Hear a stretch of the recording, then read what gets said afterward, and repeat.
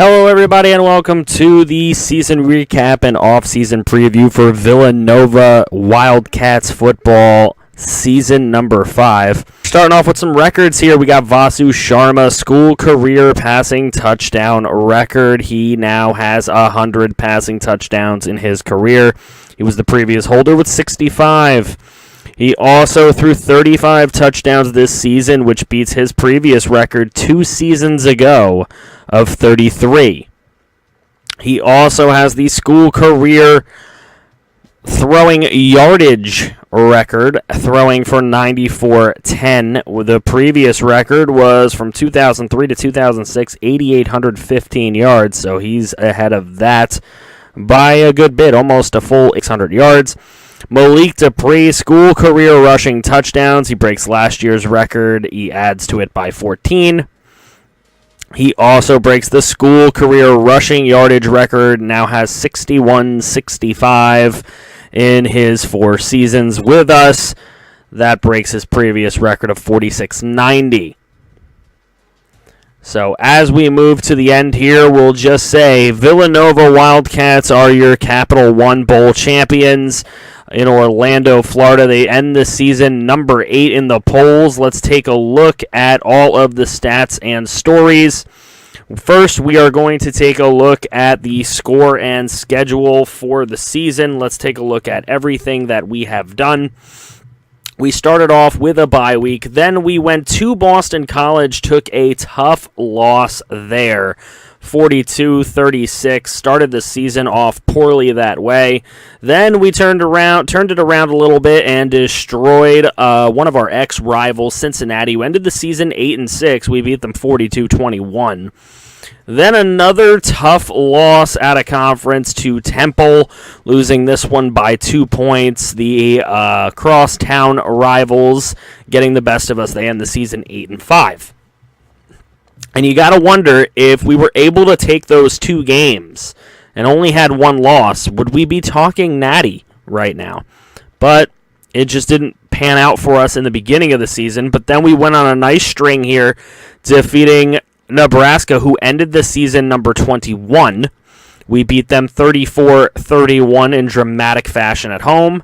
Then we had to make a comeback against Indiana, but got the job done on the road, 27-24. Then also on the road against Michigan State. That one we pretty much had control of the whole way through. Then we got blown out here on the road in Happy Valley. Penn State ends the season number 12, so we actually end the season ranked better than them despite losing to them by 17 points. Then we beat Ohio State up pretty badly at home. Ohio State ended up number 6. We actually have a better record all around than them. They must have had a little bit of a tougher schedule. Then we went with a bye, and then we beat Michigan. Again, another close game at home. And then we pretty much had control of the Rutgers game the whole way through. They scored some garbage time points. And Maryland, the best game in Villanova history, game score-wise, is against a 1-11 team on the year. So they gave us a hard time, but we pulled it out. And then we destroyed Pittsburgh at home to end the season. We went into a conference championship against Iowa, played the best defense that we have played probably in a few years. Great defense played in that game against number 23 Iowa. And we beat them 28-3. And then we took on Tennessee in the Capital One Bowl, and we win that one 24-17. That was a tight one to the end as well. So great season with a lot of great games. We pull off another bowl victory. Looking at the top 25 polls, Oregon is number 1, so you can tell that they pretty much won the natty. There is Louisville, Clemson, Florida, Mid-Tennessee State at number 5. That's cool. Ohio State, Houston, there's us. Alabama, Florida State, Cal, Penn State, Oklahoma, TCU. There's nobody interesting here. Texas, Tennessee. There we go. Old Dominion. There's an interesting one. You always like to see those lower-level teams in here. UNC, SMU. There's New Mexico. That's interesting. Auburn, Nebraska, Iowa, Notre Dame, and Rice. That's cool. Look at Rice. They're a 90 overall. Our conference standings, 11-3 we end up. Number 1 in the Big Ten East. I'll just briefly go over the rest of these teams right here. Oh, I didn't know Pittsburgh was in the Big Ten. We threw them in the Big Ten. Oh, shit, that was a conference game. Totally called that wrong at the time. My bad. I'm sure you guys blasted me in the comments. Anyway, Rutgers, Maryland. In the Big Ten West, we only came into contact with Iowa, Nebraska, and Indiana this year. So I would expect to maybe see Northwestern, Wisconsin, maybe Minnesota next year. I don't know. They'll flip it out and do what they got to do with us. The Heisman winner, Terry Wilson. Bowman Sells. There's Felipe Franks, Jawan Pass, and Jake Zembiak, who destroyed us in that Penn State game. But Terry Wilson wins it. Peeping out our All-Americans here. Taking a look. We got Malik Dupree, of course, in the All-NCAA team. Trying to see if maybe one of your created recruits made it in, but I don't see anybody, really, to be honest. Let's see, second team. There we go. Jake Pride of Clemson is a second team All-NCAA.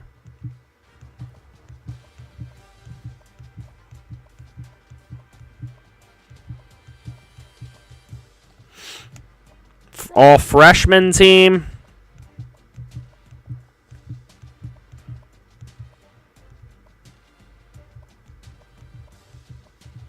Not sure if any of your guys made this one. If they do, they don't have a recognizable name. Sorry. All right, let's look at the All Big Ten. All right, Dupree, of course, going to make it there. Causey. We get Causey in there. We get Hansford. We get Robertson, and we get Coker, so the kicker getting in there. Second team, we get Carlton. We get J.D. Hernandez. Ooh, look, Black Rose for Michigan is in there. That's recognizable to me. There may be others. They may just not be recognizable to me. Brief look at our championship contenders outlook. They have us, of course, as 8 this year, so let me go ahead and sort this real quick. There we go. We were 8 this season. We are projected 1 for the next 3 seasons. That is extremely high. We are one of only 7 teams with A+ rating. Clemson, Florida, Ohio State, Villanova, Alabama, Florida State, and Texas. So we've got to live up to that moment. Checking out the award winners, we got nobody for the Maxwell, nobody for the Walter Camp, nobody for the Bednarik. Odd year because we had a great year, but nobody really on any of these lists. O'Brien, nope. Walker, nope. Bletnikoff, nope. Mackey, no. Outland, no. Remington, no. Lombardi, no. Best linebacker, no. The Thorpe. Robertson is on the Thorpe. I know we had 6 picks. Coker is on the Groza. 14 of 14 with a long of 50. 58 of 58 in extra points. Yeah, he didn't kick nearly as many field goals as the rest of them. Nothing there and nothing there. So, interesting. Now I'm going to make the quick run through bowl results. I won't call out everything, but we'll call out some interesting things. San Jose State loses to Ball State. Sorry, V-Dub. Temple wins their bowl game. That's interesting. Cincinnati wins their bowl game. 2 teams that gave us that we played this year. Rice winning their bowl game. Old Dominion wins theirs. All right, Michigan State. So we're 0-1 right now in bowl games as a conference. Michigan wins one, so we're 1-1 right now. Penn State, so we're 2-1.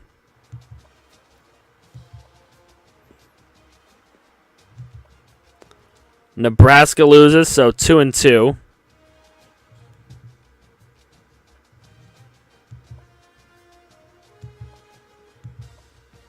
I may be missing a couple. Wisconsin wins, so 3-2. Northwestern loses, 3-3.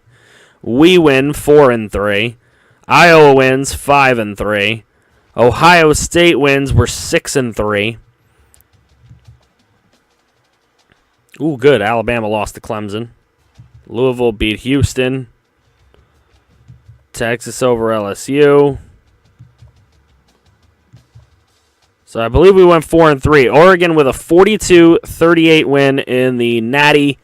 Florida scored 21 in the second to tie the game at the half.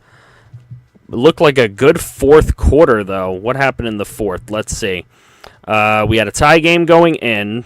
Florida scored first, took the lead with a field goal. Then Oregon took the lead. Then Florida took it back. Then Oregon took it to win. Wow. Good. Very good. All right, that's your season recap. It's time here to look at the offseason preview. Here are some of the guys that we are going for. Michael Jenkins, defensive tackle, 79 overall. Look at them power moves and finesse moves and block shedding. That's a guy I'd really like to bring in. Looks like he's got a great skill set. Devin Young, a little bit taller, a little bit heavier. Let's just see what he's looking like. A little bit slower, less moves, less finesse moves, less block shedding. I would really, really rather grab Jenkins. He also has the play recognition necessary. I really want Jenkins bad. All right, looking at Mike Dennis, he's a 90-speed athlete. Looks like he can cover, so it looks like he could be a corner. They might try and put him at receiver, but he doesn't look that good for receiver, in my opinion.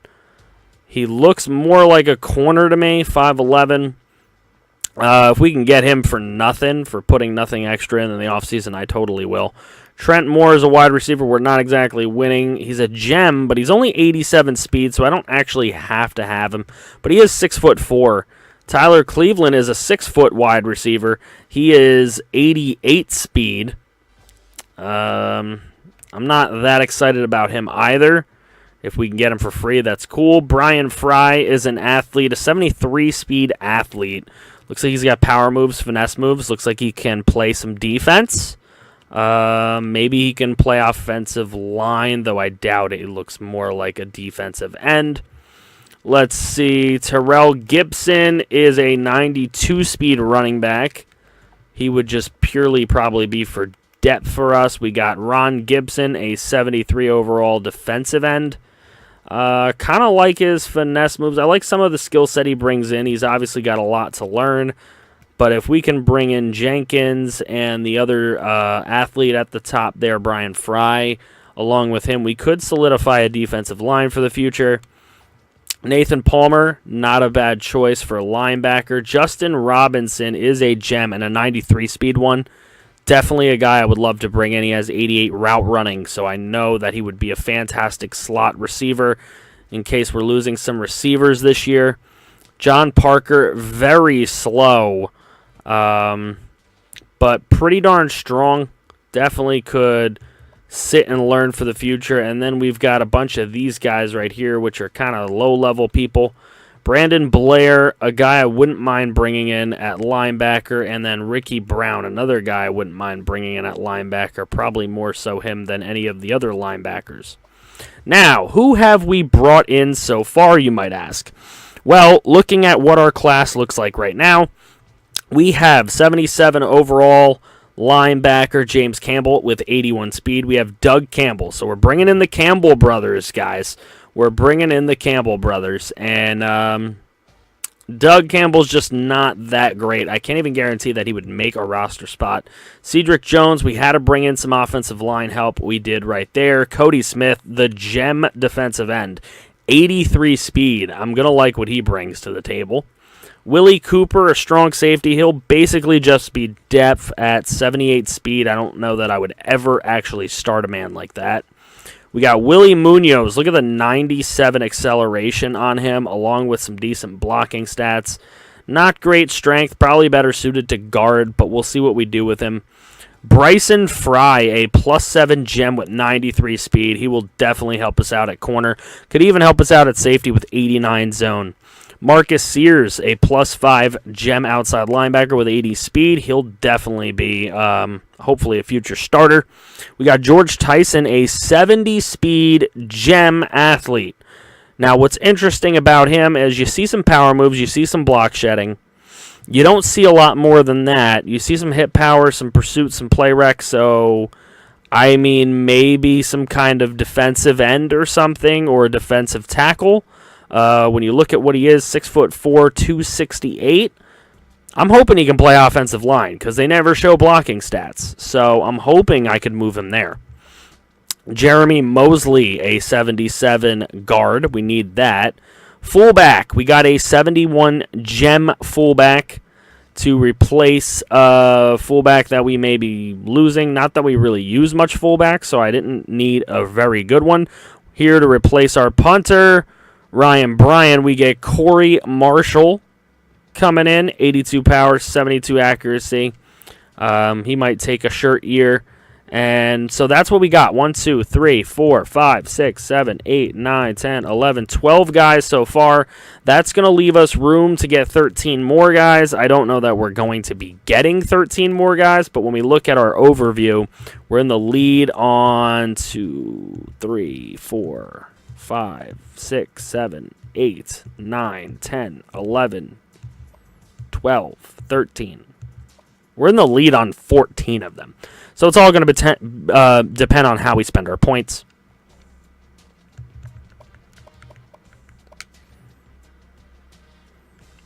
And finally, we'll take a look at our class rank, which is so far number 13 in the country.